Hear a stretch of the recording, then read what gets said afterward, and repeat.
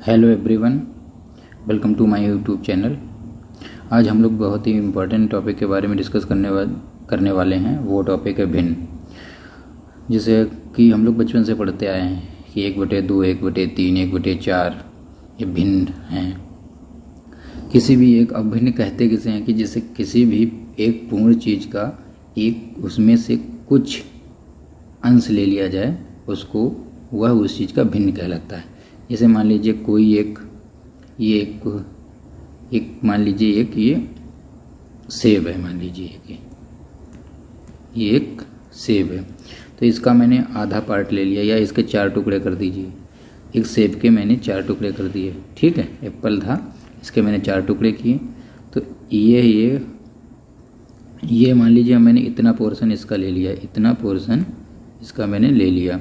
तो ये जो इतना पोर्शन ये जो लिया वो पोर्शन है, ये हमारा ये भिन्न कहलाएगा। क्या कहलाएगा? भिन्न, फ्रैक्शन। ये हमारा फ्रैक्शन हो गया, ठीक है। अब यह मान लीजिए कोई सेब है, उसके 2 टुकड़े कर दिए, तो आधा भाग ले लिया, ये भी हमारा एक भिन्न हो गया, उस सेब का भिन्न हो गया, ठीक है।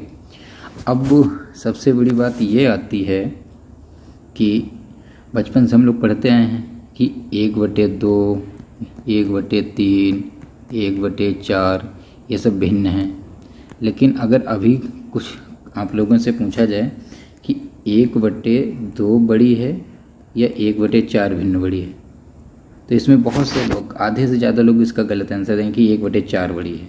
लेकिन ऐसा नहीं है, जबकि बड़ी है 1/2 भिन्न बड़ी है 1/4 से। अब आइए इसको हम लोग देखते हैं कि कैसे बड़ी है, इसको प्रूफ करते हैं। अब इसमें देखते हैं, ये है फिगर 1, ये है फिगर 2।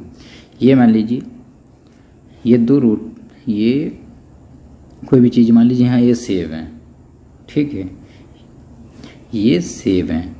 अब एक सेब के मैंने 2 टुकड़े कर दिए, एक ये, और एक ये दूसरा जो सेब है इसके मैंने 4 टुकड़े कर दिए, 1 2 3 4 टुकड़े कर दिए। तो अब एक सेब को 2 भागों में बांट दिया गया। एक सेब था, इसको 2 भागों में बांट दिया गया, और ये दूसरा सेब था, इसको 4 भागों में बांट दिया गया। तो ये कितना हो गया? ये आधा हो गया, ये 1/2 हो गया। एक को 2 भागों में बांट दिया तो ये आधा हो गया। आधा को हम लोग 1/2 लिखते हैं। ये क्या था? एक सेब को मैंने 4 भागों में बांट दिया, तो हर एक टुकड़े को 1/4 1/4 1/4 लिखेंगे, ठीक है। जब किसी, अब कह दो कि 1/2 कैसे बड़ी होगी?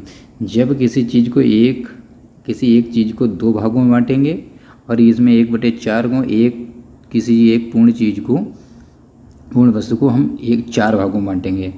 तो ये जो इतना पोर्शन देख लीजिए, ये मान लीजिए ये जो पोर्शन है ये 1/4 भाग है, और इसमें ये जो पोर्शन है 1/2 है।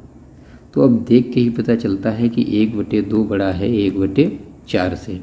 अब ये कैसे कि किसी भी एक चीज़ थी, एक पूर्ण संख्या या किसी भी पूर्ण वस्तु को, पूर्ण चीज़ को मैंने 4 भागों में बांट दिया, तो उसके 4 टुकड़े कर दिए, और एक चीज़ को उसके 2 टुकड़े कर, तो किसी भी चीज़ के 2 टुकड़े किए जाएं या और एक किसी की चीज़ के 4 टुकड़े किए जाएं, तो कौन से बड़े हो गए? ये जिसमें के 2 टुकड़े किए गए, क्योंकि ये आधा आधा होगा, ये 1/4 रह गया। तो इसी हिसाब से 1/2 बड़ी है 1/4 से, ठीक है। अब 1/3 की बात कर लेते हैं हम लोग।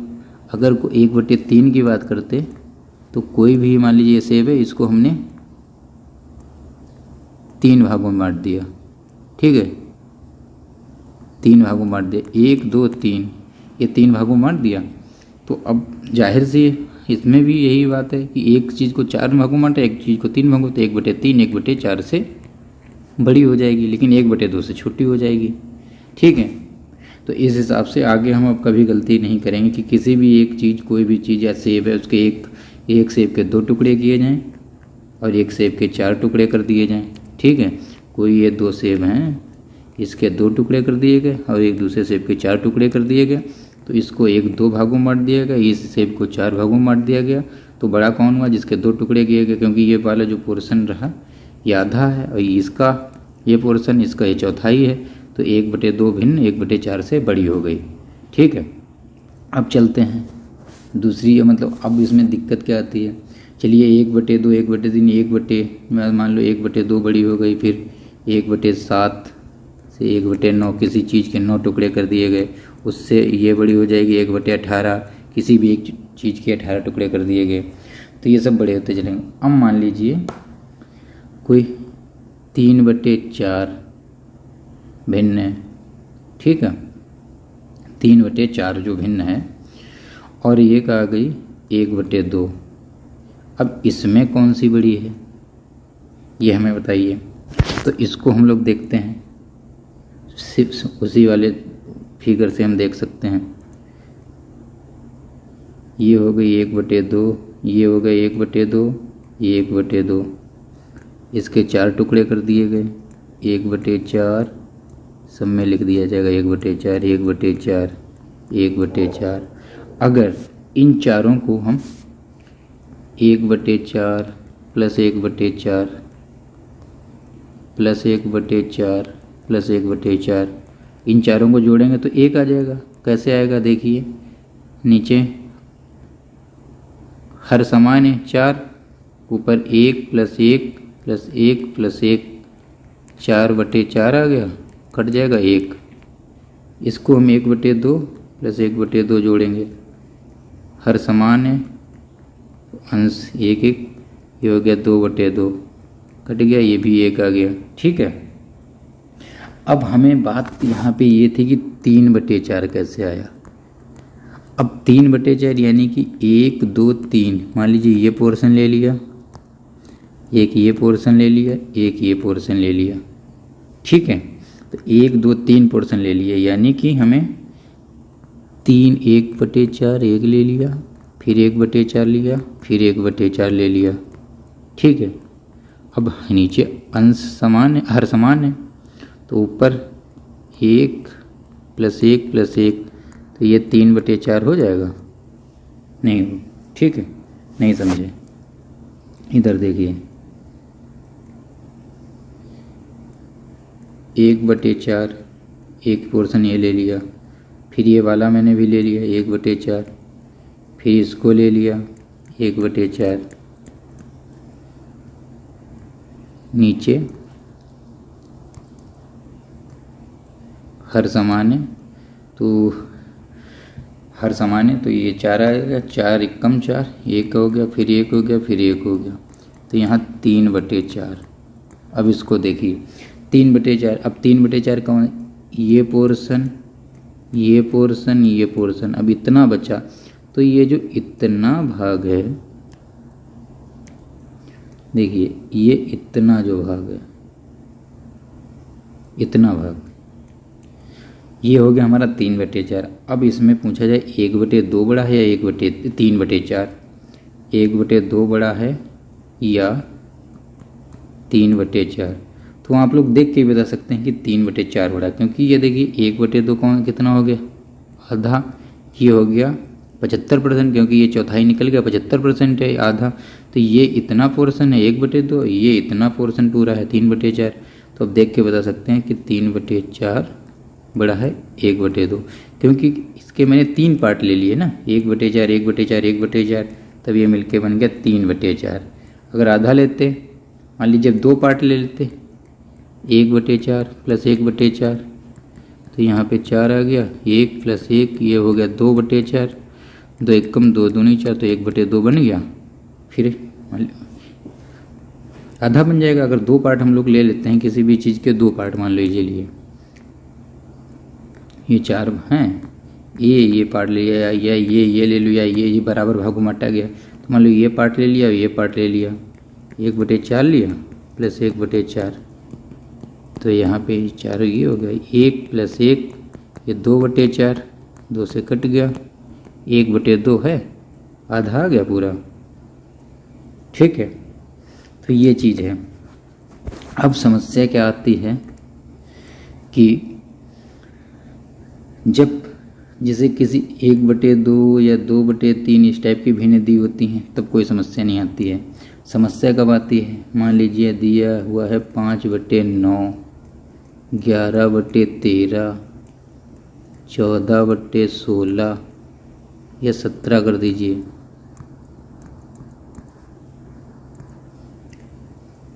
या 18/19। अब इसमें हमें बताना कि बड़ी भिन्न कौन है। अब इसमें हम वो वाला लॉजिक तो लगा नहीं सकते, 5 के 9 टुकड़े के, 11 के 13 टुकड़े के, या 14 सेब के 70 टुकड़े कर दिए जाएं, या 18 सेब के 19 टुकड़े किए जाएं। अगर वो लगाएंगे तो उससे निकालना हमारा पॉसिबल ही नहीं है। तो अब इसमें हमें निकालना है कि बड़ी भिन्न या छोटी भिन्न कौन सी है, सबसे बड़ी भिन्न कौन सी है। ठीक है, तो अब इसके लिए फिर एक नया तरीका निकाला गया। इसके लिए क्या नया तरीका निकाला गया, अब इन भिन्न का कंपेरिजन हम करने लगते हैं। बड़ी भिन्न निकालना है हमें, सबसे बड़ी भिन्न कौन है, बड़ी भिन्न बताओ। ठीक है, तो इसमें क्या करते हैं, मान लीजिए बड़ी भिन्न निकालना है, तो पहले हम इन दोनों का कंपेरिजन कर लेते हैं। तो इसमें क्या करते हैं, 5/9 का क्रॉस मल्टीप्लिकेशन करा देते हैं, 11/13। अब इसमें क्या होगा कि इस 5 की गुणा 13 से हो जाएगी, 9 की गुणा 11 से हो जाएगी। ठीक है, कैसे, इसमें ऐसे देखिए, 5/9 गुणे 11/13। अब यहाँ पे 13 की गुणा 5 से करेंगे, 13 5 65, इसको यहाँ पे लिख लिया। ठीक है, 9 की गुणा 11 से हो जाएगी, 11 नाम 99।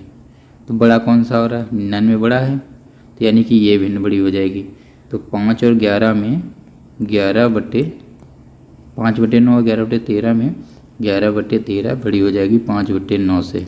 ठीक है, हमें बड़ी भिन्न निकालनी है, तो यानी कि हमें इन दोनों में ये 11/13 भिन्न बड़ी मिली, तो हम इसको हम कैंसिल कर दें कि ये हमारी बड़ी नहीं है 11/13। अब मान लीजिए 5/9 बड़ी आती, तो फिर इसको क्रॉस कर देते, 5/9 और 14/17 में हम कंपेरिजन करते।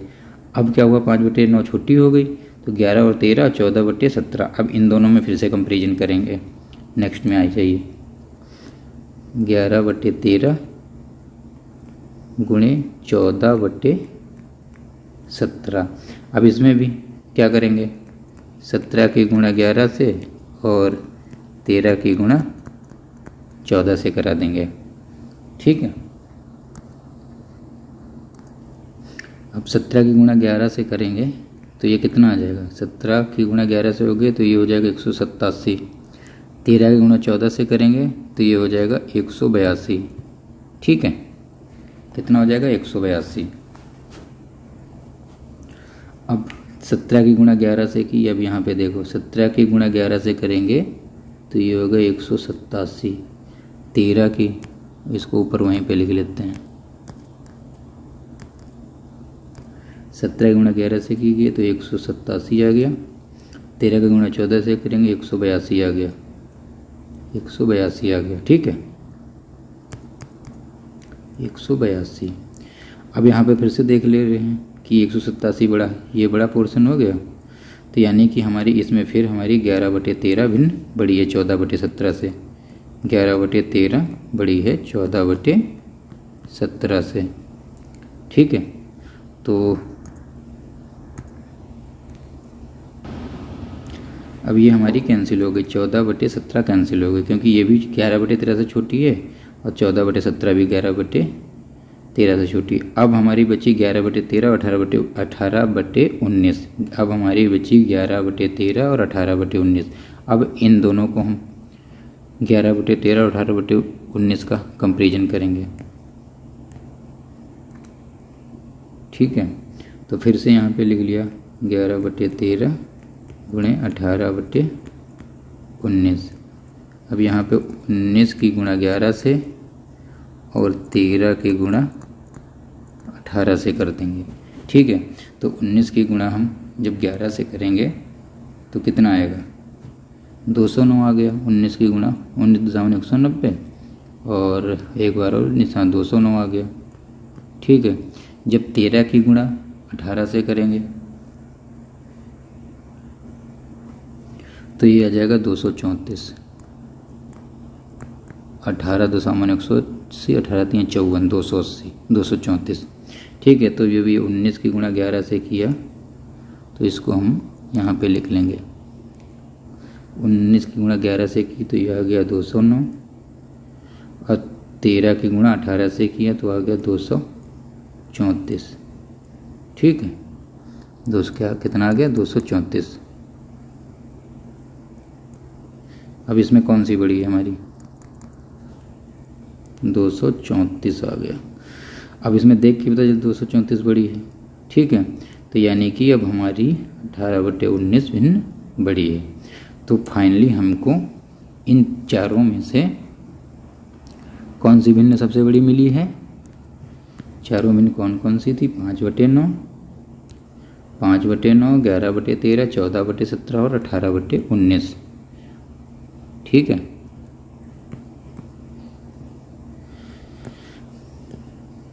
अठारह बटे 19 में अब ये फाइनली हमें 5/19, 11/13, 14/17 और 18/19 में हमारी सबसे बड़ी भिन्न मिली है 18/19। ठीक है, तो हम लिख लेंगे कि सबसे बड़ी भिन्न जो है हमारी वो 18/19 है। तो सबसे बड़ी भिन्न 18/19 सबसे बड़ी भिन्न है। ठीक है,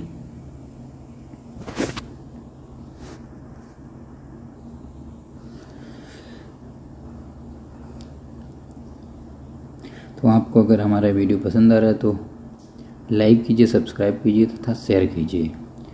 थैंक यू।